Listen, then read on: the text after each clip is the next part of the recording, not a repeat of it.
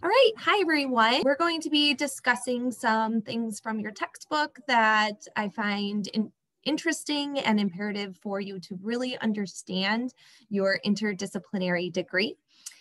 In addition to that, we will talk about your discussion post and your IM paper. So like I've already said, you should have read chapters 2 and 3 from your textbook.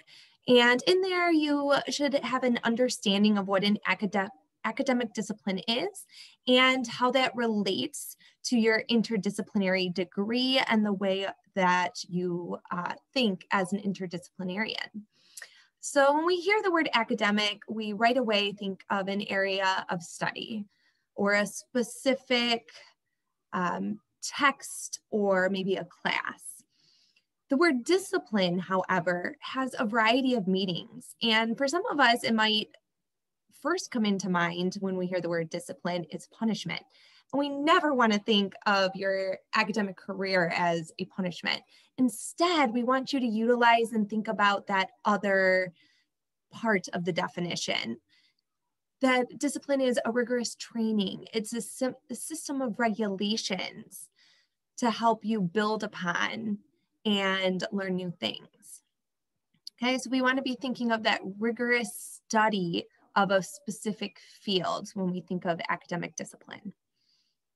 When we think about interdisciplinary, we want to think about that same idea of academic disciplines, but combining them together to form something new or involving them together so that you can come up with new ideas and new ways of thinking. This could be in different fields of study or in a profession or in a department or even in different technologies. It's important for you to glean from chapter 1 and really understand interdisciplinary thinking and the 4 drivers of interdisciplinary research.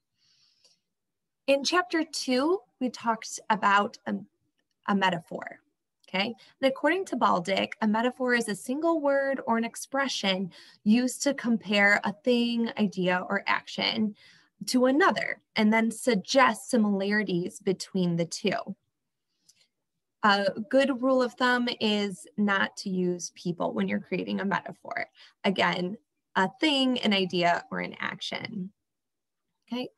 Using metaphors encourages interdisciplinary thinking because you are discussing this thing, idea, or action in a different perspective, okay? So Klein mentioned a metaphor of bridge building because you're connecting 2 disciplines together and creating a bridge between them. We are going to be doing that in our discussion post today. You are going to be completing and creating your own interdisciplinary metaphor and then relating it to interdisciplinary thinking.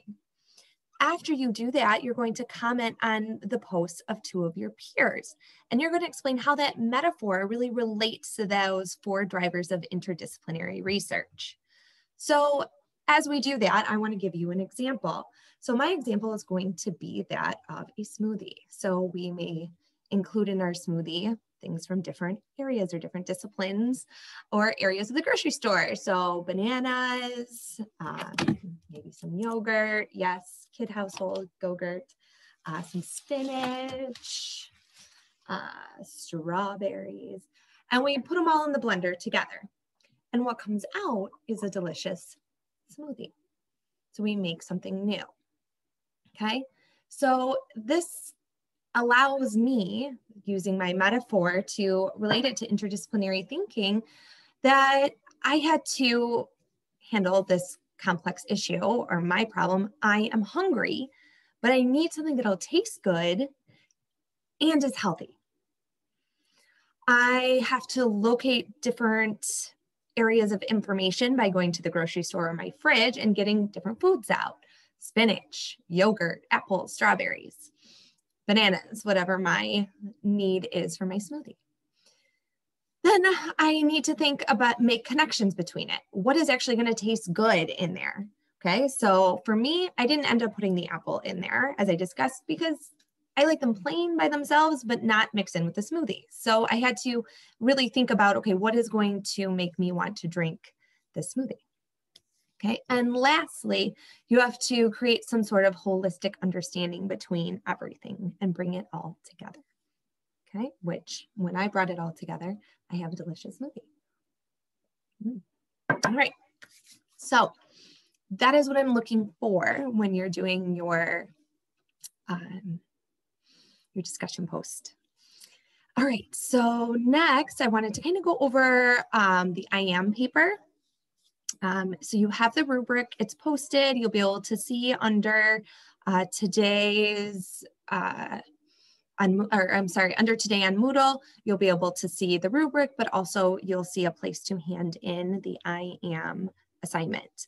So the learning goal for this is for you to identify what it means to be an interdisciplinarian and why you chose to be an interdisciplinarian, okay?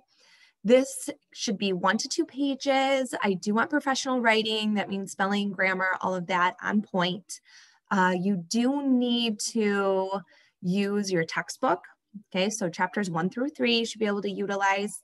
APA is required. So that means we need to see a reference page at the end. If you utilize a direct quote, you need to utilize that correctly and cite it correctly. The same thing if you use, any other texts or any other articles or anything that you choose to include. It is not required, but if you choose to, you must cite those as well.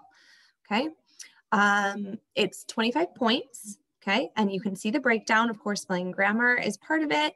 I want to see the connection between your academic and career goals and how they are interdisciplinary. And I want you to utilize your textbook to explain interdisciplinary studies. Again, be sure that you are citing it. Paraphrasing, yes, you need to cite anything that you paraphrase. If you have any questions or anything, you may, of course, shoot me an email. And I look forward to seeing you at our next in-class, synchronous, I guess I should say, meeting, which will be on Zoom at 5:30 on January 20th. Have a great week, everybody.